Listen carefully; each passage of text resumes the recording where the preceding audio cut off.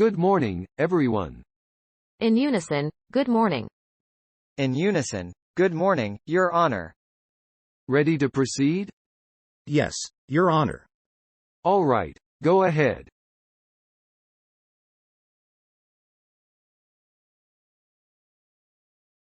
Ms. Arvizo, throughout January, February, March and April of 2003, you were being represented by counsel in proceedings related to your ex-husband David, correct? Of what year? 2003. Yes. And without going into much of the detail, you were represented by a lawyer who you've mentioned already named Michael Manning, correct? For what? For your request for spousal support, your issues involving David Arvizo and your domestic proceeding, correct? This is correct. And documents related to your requests for spousal support from David and other issues related to your divorce were being periodically filed by attorney Michael Manning, correct? I don't understand his question very well, but something about spousal support and child support. That was in effect for almost, my best estimate, for almost 3 years. We had been waiting for that court date for years already. That's my best estimate. And how long do you recall Michael Manning representing you? I think, my best estimate, since 2001. I was way at the bottom of his list because he was providing his services for free. Move to strike. Stricken after the date. So would it be accurate to say, based on what you remember, attorney Michael Manning was representing you in 2001, 2002, 2003, and 2004 on issues related to your ex-husband?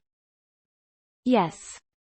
And various income and expense declarations, various documents were periodically being filed with the court by attorney Manning on your behalf, right? If I understand his question, I think with Mr. Manning, that was handled in a bulk, and I think it was probably in the first meeting that I had ever met with him, and I held on to those things. That's the best I can remember. So he did it when he had time because, like I said, I was at the bottom of his list. Would it be accurate to say that this lawyer filed documents on your behalf on October 15, 2001, October 16, 2001, November 6, 2001, January 10, 2002, April of 2002, June 25, 2002, January 6, 2003, January 23, 2003, March 5, 2003, and that there was a hearing on March 11, 2003, involving your issues with David?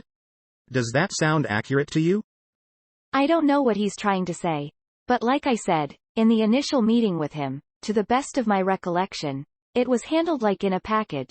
He had like a package already made. So when he had time, he went ahead and took care of it himself. Because he made me aware, since he was doing it for free, it was as he could, so I had to be patient.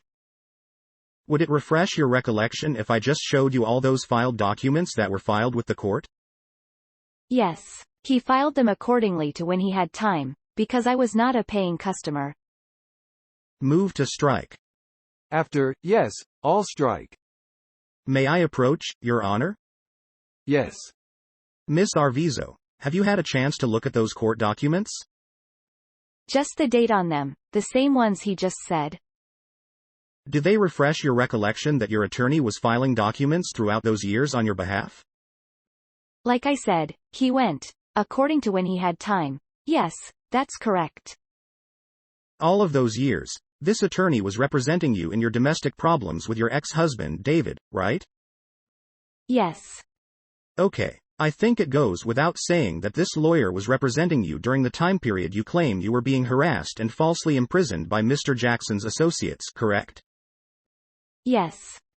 And I think you've already said, you never told this lawyer at any time that anyone in your family was being held against their will, correct? Is that attorney-client privilege? Because he's still my attorney. If you're asserting the privilege, I will not ask any further into that. Yes, please. Okay, is attorney Michael Manning still representing you? No, he's not.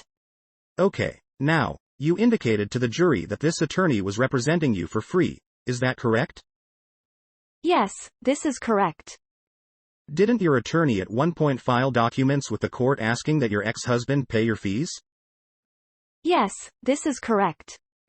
Now, just to set the record straight on dates, It appears that your divorce action was filed October 15, 2001. Does that make sense to you? The best I can remember is after David was arrested and the first day he presented himself at the criminal courts is when Michael Manning handed him already the documents for divorce. Okay. That's the best I can remember how it happened. And do you recall approximately when he was first arrested? I think he was arrested either the end of September. I think my best estimate is the end of September, but it could have possibly been the beginning of October. But the best I can remember is the end of September. Now, on October 4, 2001, you went to the Hollenbeck division with Davellin, Star, and Gavin to report problems with David, right? The Hollenbeck division is composed of two different separate buildings. The Hollenbeck Police Department is a separate building from the Hollenbeck Detective Center. And if you walk there, it's quite a distance. But on car, it's quite fast. And there's even, I think, a bridge, a freeway bridge that separates both things, and they're even on separate side of the buildings. Separate side of the street, I mean. And you know that police department quite well, correct? I've never gone to the police department. I've only gone to the detective center. And on October 4, 2001, you did go to the Hollenbeck detective section, correct? I don't remember the date, but I do remember the event. Would it refresh your recollection if I just show you a report to refresh your memory on the date? If you say the dates on there, then that should be correct. That should be accurate. I can't testify. Can I just show it to you? Well, if it's on the paper, it's correct. Okay. Would it refresh your recollection if I just show it to you? Okay, come on over. May I approach, Your Honor? Yes. But, counsel, she's conceded the date. So what are you doing? If the court permits, I'll just read the date into the record. Your Honor, I'll stipulate to the date as being the date of the event. Without stipulation, she's conceded whatever date is on there is accurate. So let's move along. Yes, Your Honor.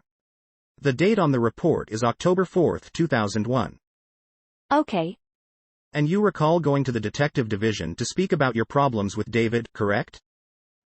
Yes. The detective there had invited me, if I wanted to come on over, because our interview had been by the phone. Now, you got to the detective division and asked to talk to a detective, correct? Yes. I think it was the same one that I had been talking to. And you told the detective you wanted to show the detective a videotape and numerous photos of you and your children spending time with various celebrities? Yes, because he had a hard time believing that a woman in East LA with her children knew them. And he's a detective, so, he was curious. Did you bring the photos of celebrities with you? Yes, I did. And what photos of celebrities did you bring to the detective division of the Hollenbeck division? I think it was mostly of Chris and Asha. And according to the detective, you laughed and appeared happy at the meeting, correct? Yes, because finally me and my children are getting some sense of freedom. It says you seemed happy as you showed him information about various celebrities, correct? Well, it was a video of Chris and the children together. And Asha. Now, before you testified, has anyone showed you any police reports to review? Yes, they have shown them to me. And who's they? The DA's office. Okay, and when did they do that, approximately? Approximately, probably, I think it was days ago, yes. Okay, did you meet over the weekend with anyone from the prosecution? Yes, I did. Who was that? Mr. Zonin. And when did you meet Mr. Zonin? Yesterday, with a detective present. And did you go over documents? No. Did you talk about your testimony? Yes. How long was the meeting? With me? Probably about 10 minutes. Okay, and the whole meeting was 10 minutes? Yes. Okay, and where did it take place? In. Don't give your address if it's your home. Just say it's, at a residence. No. Are you okay? I apologize. I don't know what you... Was it at a residence? No, it wasn't. Was it at an office? I'll object to the location, Your Honor. He's just trying to get a general statement. It's overruled. You may answer. Where I'm staying. Okay. And they came to see you? Yes. And the meeting was only 10 minutes?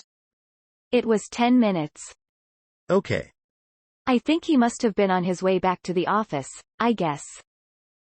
Okay. In one of your domestic violence disputes with David, do you remember signing a declaration that your boys sleep with baseball bats because they're afraid of David? Yes. And was that true? Yes. Okay. And when did your boys begin sleeping with baseball bats, if you know? To the best that I can remember, it's when David and Mr. Halpern, his attorney, were making the parading on the circuitry of the TV, making their rounds on TV, and so it resurfaced a lot of things that they had been already feeling. But it intensified in 2003.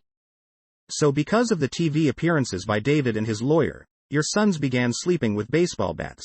Is that what you're saying? It began then. It's the best I can remember. Now, excuse me, did you say a prosecutor showed you various police reports? Not yesterday. Not yesterday? No. But at some point? Yes.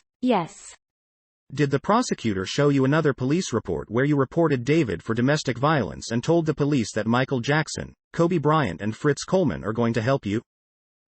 That's because David was calling me whore, and David said that he was going to tell everybody that I had sex with them. And so if they wanted to do that, they can go verify with them that I'm not having sex with any of those people. That wasn't in your police interview, was it? I did speak to the detective about it. So when you told the detective, Michael Jackson, Kobe Bryant and Fritz Coleman are going to help me in my action against David, that's what you were referring to. Not action against David. That they can go ask basically them themselves that I'm not having sex with them. Okay, but you've seen the report, and nowhere in the report does it ever say that you told the police officers that there are accusations that I'm having sex with these celebrities, correct? Well, I don't think that's considered a crime.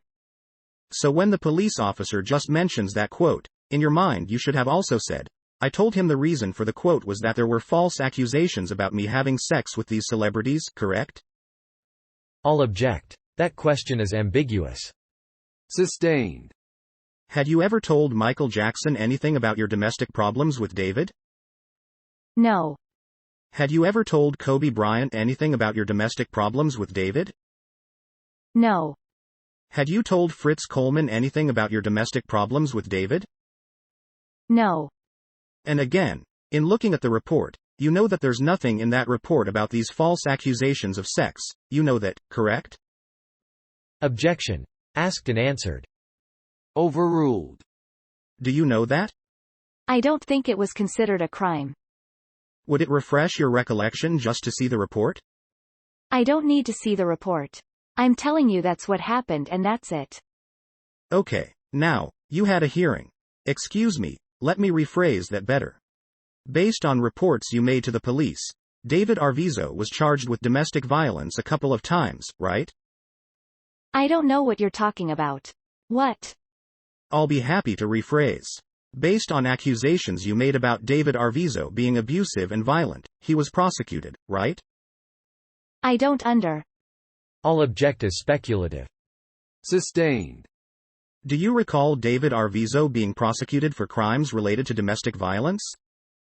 Yes. And as far as you know, why was he prosecuted? Because he did the crime. And was he reported for those crimes, to your knowledge? He was investigated. And do you know how the investigations began? Yes, because the best I can remember is I was outside getting beat up and some children called the police. Now, do you recall, excuse me, at some point you spoke to a city attorney, correct? From the Los Angeles County City Attorney's Office, correct?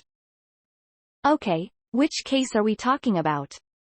One of the domestic violence cases that were filed against your ex-husband David. Do you recall talking to someone named Soriano? Okay, yes. Okay, And do you recall talking to Mr. Soriano about a photograph that had you holding a knife? Do you remember that?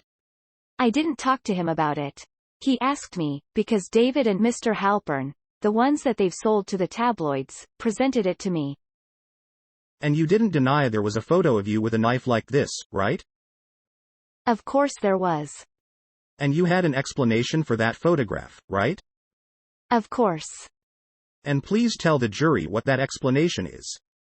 In the tabloids they have blurted out, well, they phased out the running. I think it was running water, dishes. Full of dishes in the sink. My son sitting in the background doing his homework. I was washing the dishes at the time. And David had asked me, he goes, "Hey, Janet's like the movie. This is the best I can remember." And he said, "Here," and it was all done in jokingly, and he snapped a picture. Well, we're talking about one of those throwaway camera pictures. And my son is clearly in the background doing his homework, holding up his paperwork. It's the best I can remember. And you would agree you're photographed with a knife like this? Yes, I am. And it all is play acting, right? No, it was done jokingly. Okay, some other photographs surface of you with something else you were holding, correct? That was a broom. You know, when you sweep like this from left to right, depending, yes. And they also, Mr. Halpern and David also sold that to the tabloids. And that was meant in jest also, correct? The photo of you with a broom? Those pictures were taken in, I think in 1999. The best I can remember. 1999. No, goodness, I think 1998, actually. 7 years ago. That is the best I can remember. Now, around October 16 of 2001, you filed documents with the Superior Court through your attorney, Michael Manning, in which you claimed David had threatened to kill you and the kids, right? I don't think it's the word. The way you're saying it is word for word. But David, many years, had already threatened me. Always. And didn't you say in documents filed with the court David said he would kill you and the kids? I think what is. I don't think he's saying it word for word. But David had always threatened me and the kids, always. Did he threaten you with death? He always would. And you indicated that David said that if you cause him trouble, he would have one of Ray's, his brother, people kill you and the kids, right? Yes. David had said that for years, many years to me. Who is Ray? Ray is David's brother, who is a convicted drug dealer. And did Ray himself ever threaten you and the children? Ray never threatened me. It was all per David's own word. At some point did you mention in one of your interviews that you had been abused in your own home growing up? Never. Okay. Did you ever mention anything about your father being abusive? Absolutely never. And you didn't tell that to anyone, correct? Never. Okay. Did all the abuse in your home come from David himself? Always. Okay. Do you recall the meeting with Brad Miller at Jay Jackson's residence? I think so. And do you recall Mr. Miller mentioning to you and Jay Jackson and your family that he worked for attorney Mark Garrigus, who represented Michael Jackson? No, I didn't recall that. And it wasn't important to me because when he had walked in at the door, he said he was Michael's private investigator. And also Frank had told me that Brad Miller was Michael's private investigator. So all that mumbo-jumbo he was saying, it wasn't brought to my attention until we had I was here in this courtroom, and I think it was September. So he's doing the same thing he did in September. When, move to strike, Your Honor. I'll strike after. No, I didn't recall that. When you learned that Brad Miller was an investigator, did it ever occur to you that you were being investigated? No, because Frank had told me that he was Michael's private investigator and he was here to help me and the kids. And I believed him. I believed too much of them. He said he was an investigator for Mark Garrigus in front of Major Jay Jackson, did he not? Jay repeatedly kept coming in and out of his bedroom.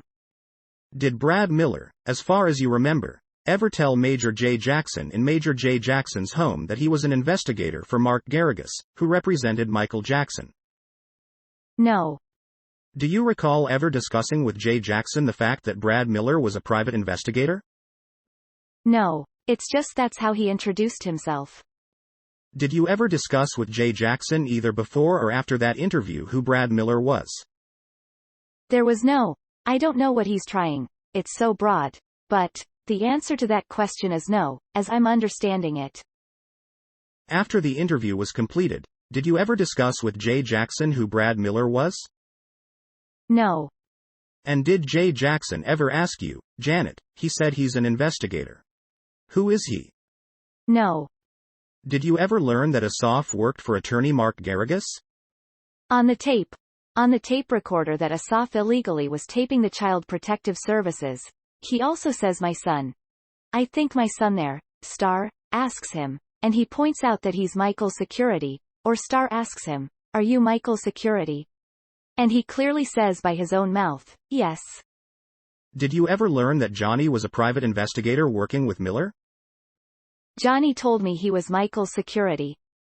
So it never occurred to you at any time that attorney Mark Garrigus had anyone investigating who you were and who your family was? Well, first of all, why would he have a criminal defense attorney? Move to strike. If there's no criminal investigation under its way? You may answer that, yes, or, no. Did it occur to you? Can you? If we could have it read back. Could you ask it differently? Because I answered you what I thought was the answer that you were looking for. Did it ever occur to you that attorney Mark Garrigus had hired investigators to investigate who you and your family were and what your plans were? Criminal defense attorney, no. Now I know he's a criminal defense attorney. No. And you never discussed with Major Jackson who these people are and what they're doing, correct? No. I believed everything Frank had told me. I believed everything Michael had told me. I believed them. I trusted them. That's why we're here today. Move to strike, Your Honor. I'll strike everything after, no. At this time, Your Honor, with the court's permission, we'd like to play the audio tape of the Brad Miller interview, Exhibit 5000. Would you remind us how long that tape is? It's 34 minutes and 24 seconds. Are you going to interrupt the tape with questions or just play it again? I was going to interrupt with a couple of questions. Not too many. Can't you just go to the points in the tape that, instead of having us sit here again, listen to that whole tape? I can do that, Your Honor. All right, do it. Miss Arvizo, do you recall? The interview begins with Mr. Miller saying the following, all right. This is a tape-recorded statement conducted with the Arvizo family, conducted by Brad Miller. Today is Sunday, February 16, 2003. It's now 9:47 p.m. on that evening. And as I told you, my name is Brad Miller. I'm a licensed private investigator working on behalf of the law firm of Garrigus & Garrigus, specifically for an attorney by the name of Mark Garrigus, who is an attorney for Michael Jackson. And this conversation is being tape-recorded with your permission, correct, Janet? And your answer is, yes. Do you recall Mr. Miller telling you he worked for Mark Garrigus? In September it was brought to my attention, this mumbo-jumbo. Up to that point I had only believed he was Michael's private investigator. Do you recall towards the end of that recorded interview, Mr. Miller asks you the following, all right. Well, I thank you guys. I think this has been very helpful. So let's wrap this up. It's now about 10:25, Sunday night, February 16, 2003. As I've told you, my name is Brad Miller. I'm a private investigator working on behalf of Mark Garrigus, who's an attorney for Michael Jackson. And this conversation has been tape recorded with your permission, correct, Janet? Answer. By you, yes. Do you recall that? I didn't pay attention to that. Counsel, do we have a transcript yet for that? Yes, we do, Your Honor. I don't think we've lodged it with the court, but we do have one. Would you lodge it with the court, please? I'll see if I can. Later today is fine. Okay, yes, we will. Where was where was Major J. Jackson during that interview? My husband, in the beginning, it was a new relationship. And at that point I think he must have been in his bedroom, because you saw him kind of detached. What was going on? Move to strike, Your Honor. Stricken. You just need to answer the question. Listen to it carefully, and then just answer the question. Don't volunteer additional information. Would you? Do you want to restate it or do you want the court reporter to read it back? If the court reporter would read it back, I'd appreciate it. Thank you. Where was where was Major J. Jackson during that interview? The majority of the time, in his bedroom. Do you recall Major J. Jackson sitting during the majority of that interview on the couch? The majority of that interview he was in his bedroom.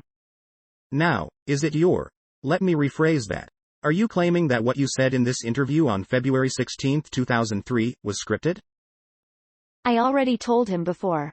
Everything that was on the Bradley Miller audio tape was from my heart, from the initial lovey-dovey meeting that I had in Miami. I believed him and I trusted him. So, it's, the best I can say, it's all accurate. You were asked by Mr. Miller, what was Mr. Jackson's role in his recovery? Referring to Gavin and his cancer. Do you remember that? Uh-huh. And you said, like a father to him. Do you remember that? Yes. Brad Miller said to you, what would Michael do? And your answer was, everything a loving father, unselfish, kind, then inaudible, exhibits unconditional love, correct? All of the Bradley Miller audio tape, it's all correct and accurate. That's how I felt. Now, your son Gavin also spoke in that interview, correct? Yes. And as far as you know, he was telling the truth, right? There was a few times that I had stepped out, because I was feeling a little bit concerned as to why and how Jay was feeling, because it was a new relationship with me that I was beginning with Jay, so I was getting a little concerned as to why Jay kept coming in and out. So there's periods in there that I'm not present when there's being audio tape. Gavin said that Michael would always put a smile on his face. Do you remember that? I have since read the transcript of the audio tape. And like I said, everything there is accurate. Everything there is correct. That's how they were feeling at that moment and at that time. And you were there when Gavin said Michael didn't come to the hospital but he would call him on the phone, correct? Pardon me? You were present at the interview when Gavin said Michael didn't come to the hospital. He would call on the phone, right? Yes, he did. Michael never once came to the hospital. But there was long hours of conversations, hours and hours. And you said in that interview, and that's one thing the role Michael was, he wasn't just a father figure to Gavin, he also was to Star and Davellin, because he knew that all three of them needed him and he was, is family to me. And he also realized that I needed him. Correct? Yes. This is stemming from the initial meeting that I had in Miami that he gave me a reinterpretation of what his role was. This is from Michael in Miami. So this is from your heart and it's the truth, correct? Yes, it is. It is. You talked about David being charged with child endangerment and terrorist threats, right? If that's on there, yes. Would it refresh your recollection? I can show it to you. Yes. And Davellin said that David had broken her tailbone, correct? Yes, he had. And that was true, correct? Yes. Yes. With his big old foot. Kicked her right. Gavin said that David hit him during his cancer treatment? Oh, yes. And that was also true, right? Yes. And Star said that David hit him where he has a cyst, correct? Yes. You said that David would even abuse the dog, right? Yes. He hurt many of our little animals. You mentioned a ferret and a dog, right? Yes. Okay. Yeah.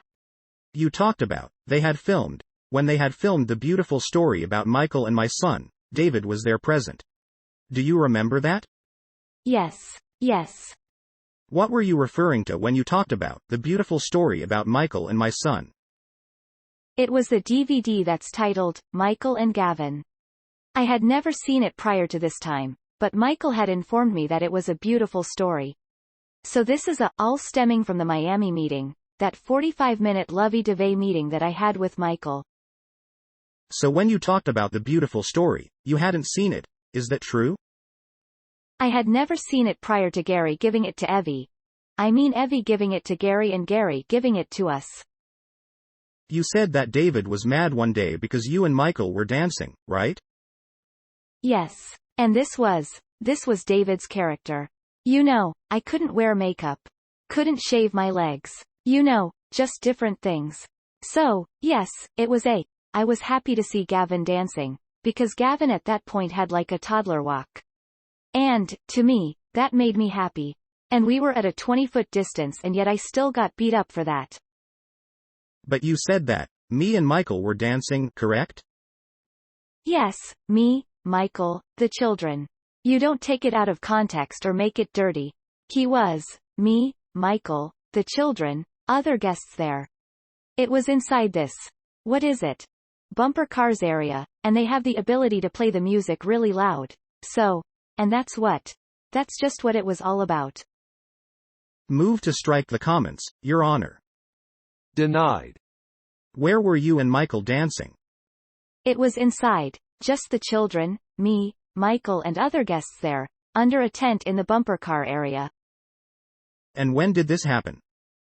That happened in the initial meeting in August of 2000. And I was happy to see that Gavin was actually trying to dance. He wasn't able to dance. But because he had a toddler walk, to me, that was a big step. Did you tell the jury last week you had never had a conversation with Michael Jackson until Miami? Yes, I never had a conversation with Michael. Michael didn't talk to me in the initial visit with him. You danced with him, but you never talked to him? That's right. It wasn't me and him solely under the blue sky night. It was me, him, my children, other guests, under a tent in the bumper car area, which they had the ability to play the music really loud.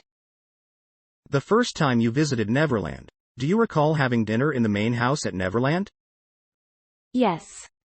Do you recall Michael Jackson being there? Yes. Do you recall a discussion about where Gavin was going to sleep? It wasn't a discussion with me. It was a discussion with David. And approximately when did that dinner take place? Dinner time. Approximate month and year? Approximate, August 2000. And you never spoke to Michael Jackson at that dinner table? No, David was present. How long did the dinner last? I guess maybe 20 minutes worth. Maybe.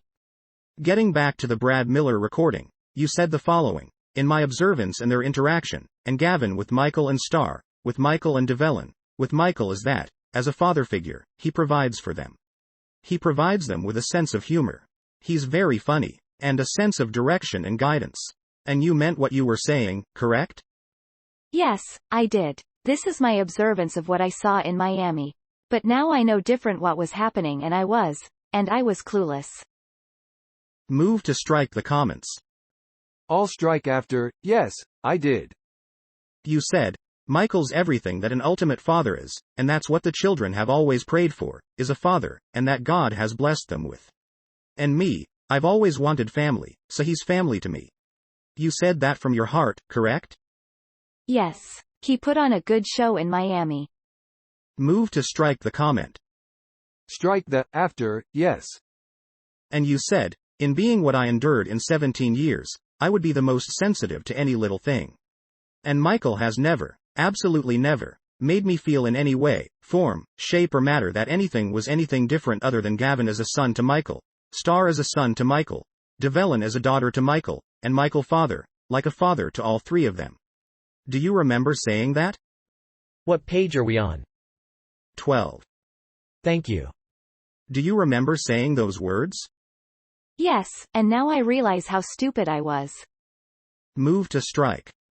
All strike after, yes, but what's the point? I mean, on the questions here, you're asking her whether she said things. We've heard the tape. We know what she said.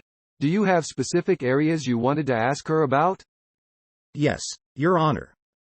Getting her to say again that she said those things doesn't seem to be getting us somewhere here, to me. I'll tie it up, Your Honor. Ms. Arvizo, do you remember telling the jury that you were rehearsing with the people you refer to as the Germans for the February 20th interview? Yes.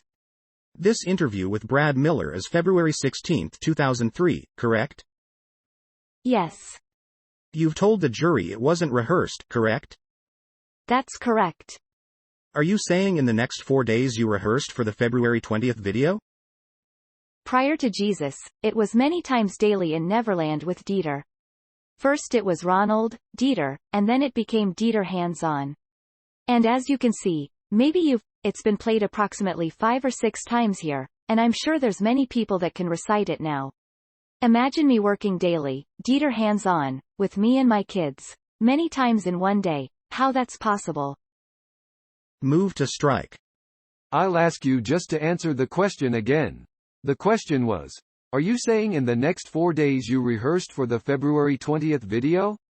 And what's your answer to that question? It had already been done prior with Dieter on a daily basis. Alright, I'll strike her other answer. Next question. You're saying you'd rehearsed with Dieter before, but what you said on this interview with Brad Miller was from the heart, right? Yes. Alright, when did you first meet Jamie Masada? The best I can remember, I think it was definitely before Gavin became ill. And how did you meet him? Through, the best I can remember, I had seen a flyer at a public school that was, talking about a comedy camp. Did you bring your children to Jamie Masada's comedy camp? Yes, I did. Okay, and did your children attend the comedy camp? Yes, they did. Did you attend with them? Yes, every single time. I did. Now, do you recall any of your children getting on stage and performing about how poor your family was? Yes, I do. And do you recall telling Jamie Masada that your children dove into a fountain for coins? No. Do you recall telling George Lopez your children dove into a fountain for coins? No. It may have been David maybe. If they're saying that, it may have been David. Move to strike. Stricken after, no. Jamie Masada introduced you to various celebrities, right? Not just me, the whole group, everybody. Everybody that was attending. And did you meet various celebrities through Jamie Masada? Yes. And who did you meet? There were guest comics. And me personally, I didn't get to meet them. The only people I did get to meet was George Lopez. This is the best I can remember.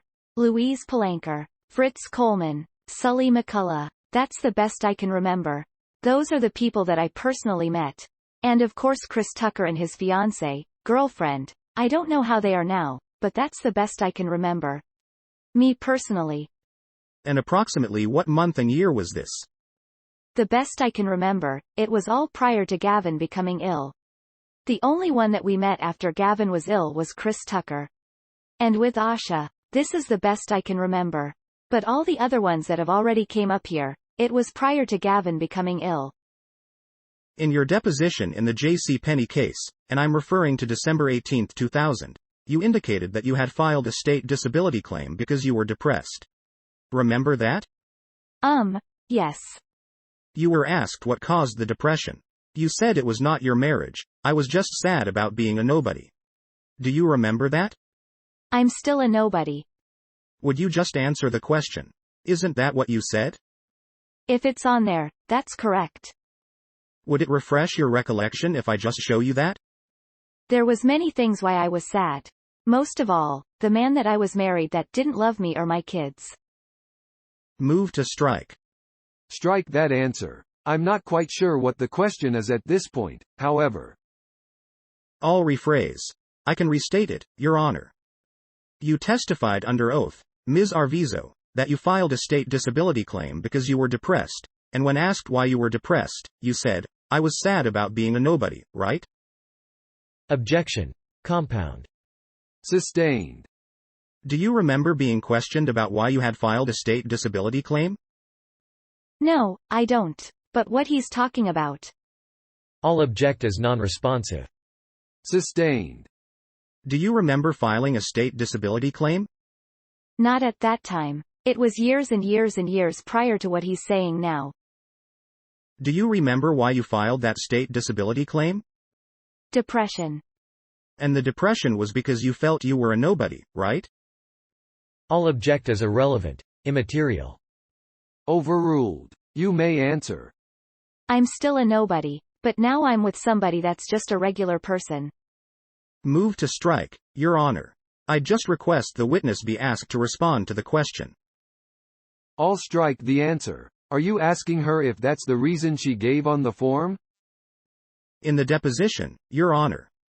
I think you need to make that clear. It's not clear. Okay, I will do that. Ms. Arvizo, in your deposition in the J.C. Penney case on Monday, December 18, 2000, you had admitted you had filed a state disability claim, correct? Yes. Years prior. You said you filed a claim for depression, true? Yes.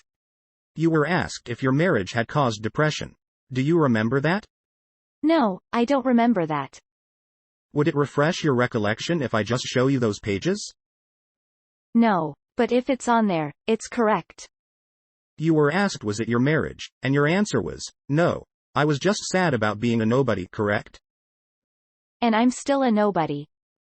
In your effort to obtain money in that lawsuit, you didn't want anyone to think you had had any depression caused by David, correct? That's incorrect. When did you last see Brad Miller? When did I last see Brad Miller? Yes. When he was standing right next to the camera, in the rebuttal video. Right there. Here's the camera. Here's Brad Miller. Right there. I think. That's my best recollection.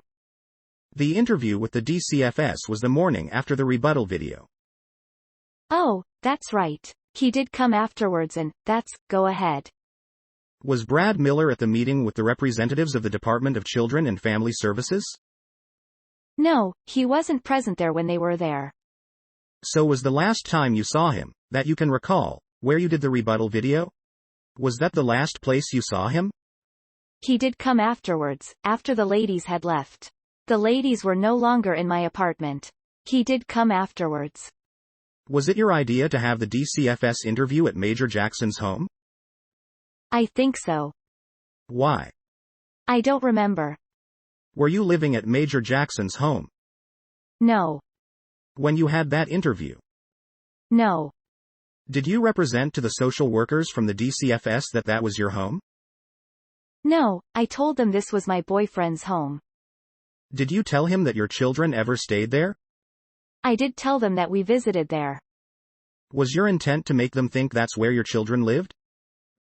Absolutely not. They know where I lived. I lived in East LA on Soto Street. They knew that. Now, I believe you told the jury that that interview was someone named Asha Pryor, correct?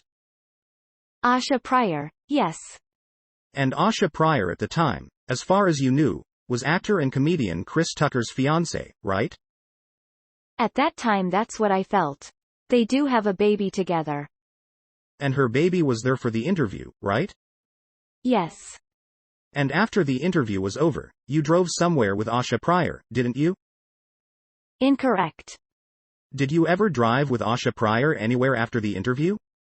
No. Did Asha Pryor ever drive you to Neverland at any time?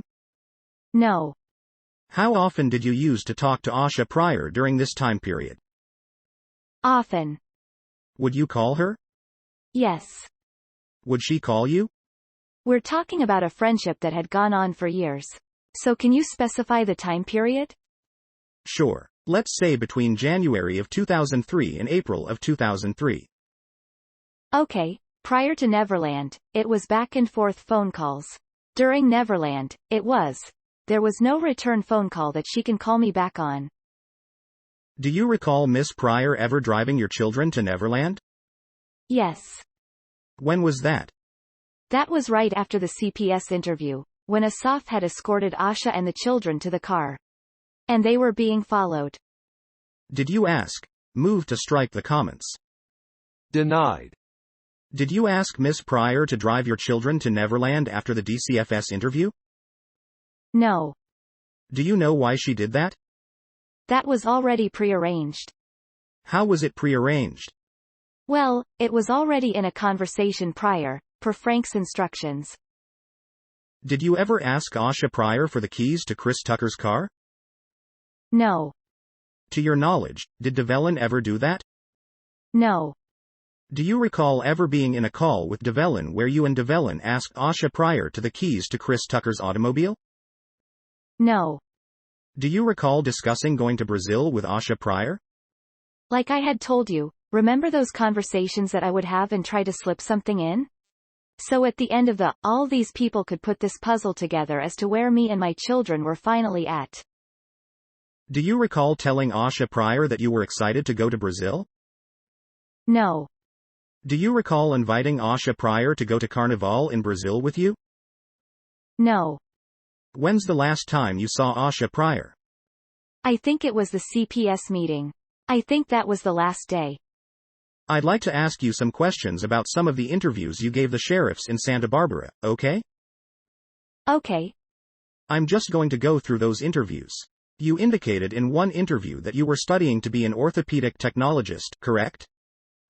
Yes. And was that true? Yes. And where were you doing that course of study?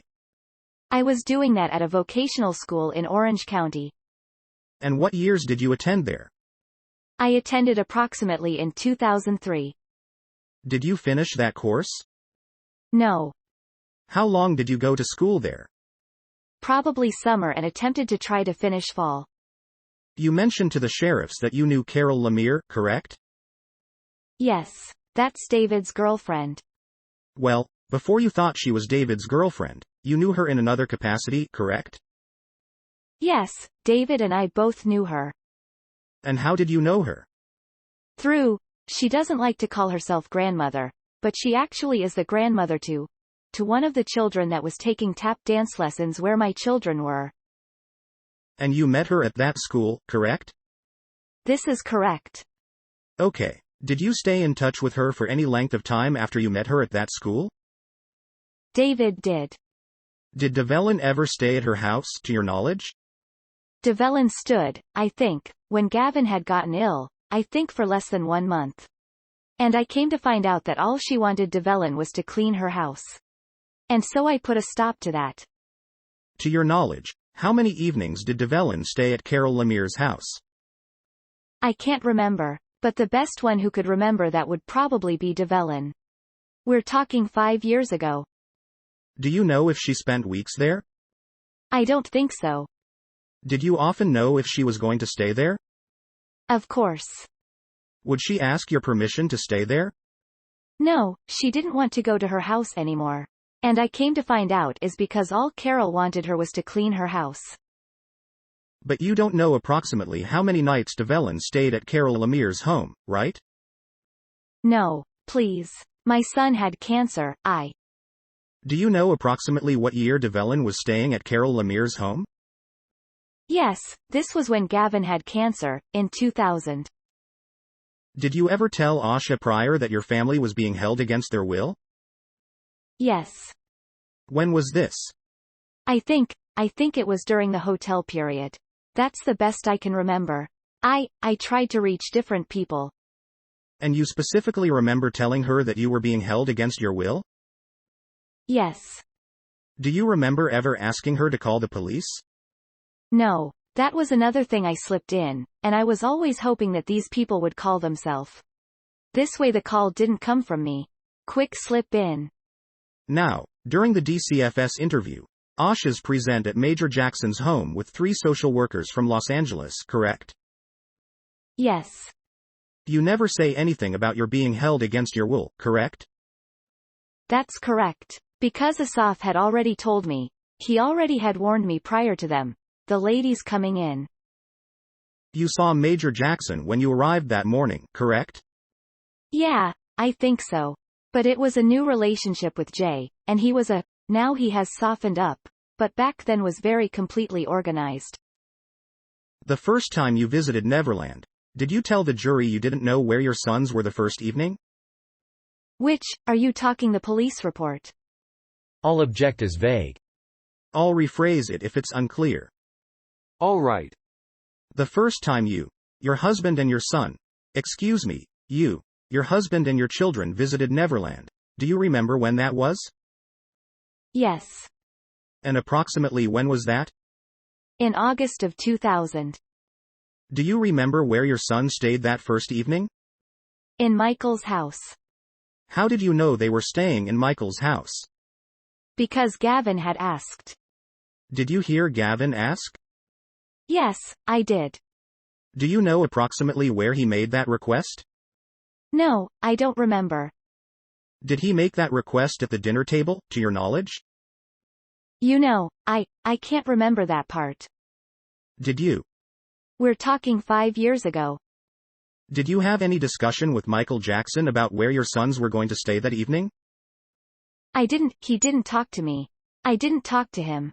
It was David talking to Michael. So as far as you know, the first night you were there, your sons were staying somewhere in the main house, but you didn't know where, right? This is correct. And you assumed that David knew where. Is that correct? I assumed that children stay with children. That's what I assumed. Did you see your sons the next day? Yes. Did you ask them where they had stayed that evening? No, I didn't. They had told me that they had played, and that was good. Did you then stay at Neverland a second night? I think so. Yes. Yes, yes. And was it your belief that your sons stayed in the main house that night? Yes, they did. Did you see them the next morning? Yes. Did you ask them where they had spent the evening? No, I didn't. Now I know a lot of things. Now I know. Objection. Non-responsive. Sustained. Did you stay at Neverland a third night during that first visit?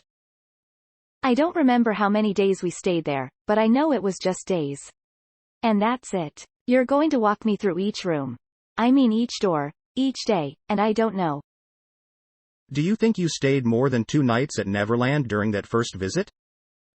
Definitely more than 2, but definitely less than a week. It was just days. But I can't remember, it was 5 years ago. Did you ever at any time ask your sons during that first trip to Neverland where they had spent the night? No, I didn't. But I've learned things now. Objection. Non-responsive. Sustained. Move to strike. Stricken. In one of your initial interviews with the sheriffs, you talked about Michael Jackson giving a big gift for Gavin, which was a car, correct? Yes. It looked exactly like the O.J. Simpson truck. Was it an SUV? It was. It was an old car. It looked like just the O.J. Simpson Bronco thing. It wasn't a Bronco, was it? Oh, no, that's incorrect. Thank you. You're right. It was a laptop computer. The truck came afterwards.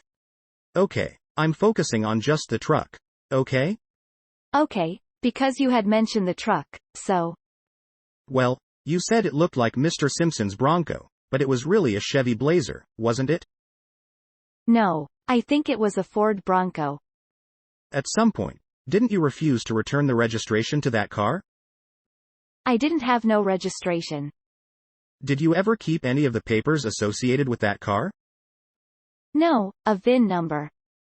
Did you ever tell the sheriffs in any interview, I have the papers associated with that car?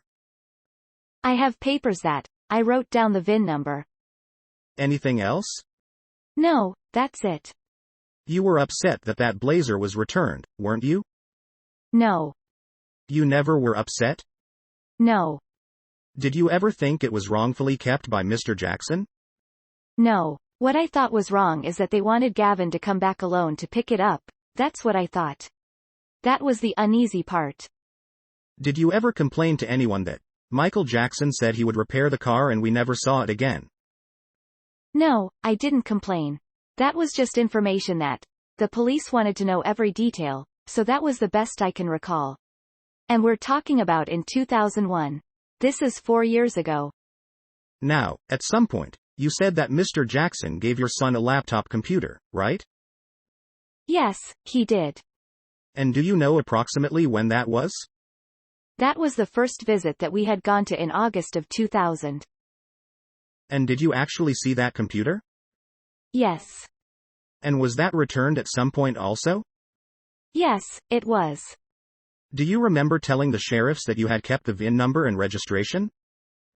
Okay, now I know the difference. It was only VIN number.